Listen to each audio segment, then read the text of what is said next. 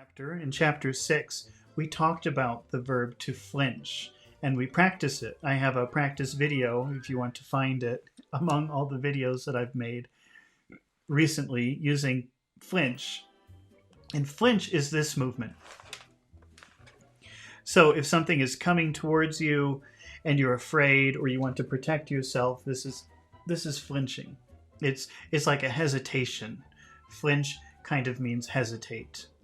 So unflinching, which is a vocabulary word from chapter 7 of David Copperfield that we read the other day, is the opposite. It means not hesitating. It means like brave. So because if something is coming at you and you do this instead of this, that's unflinching. It's the opposite. You are not afraid. You don't hesitate. And that's how we use unflinching.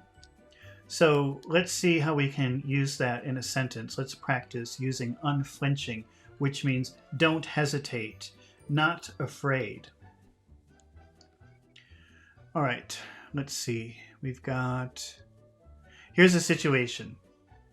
The organization gave a journalist an award. Okay, now let's make a passive voice sentence with that situation. The organization gave a journalist an award. So in other words, let's focus on the journalist and not the organization.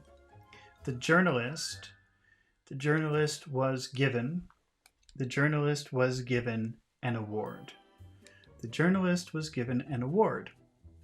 Now let's make a why question with that sentence. Why was the journalist given an award? Now here's the answer. Because of her honesty. The journalist was given an award because of her honesty. Now let's take that word unflinching and put it in front of the word honesty. Unflinching honesty. Remember, flinching is this. And so unflinching honesty means not afraid honesty. Not hesitating honesty. She didn't hesitate to tell the truth. She told the truth and she wasn't afraid.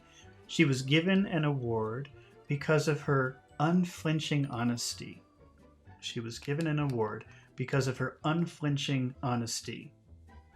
That's a pretty fancy word. So if you're taking an English test, that's a great word to use. Unafraid, not hesitating. All right, let's try another example. Here is a situation. John really loves his dog. Okay, so John loves his dog. Let's make a passive voice sentence with that phrase. In other words, let's focus on the dog and not John.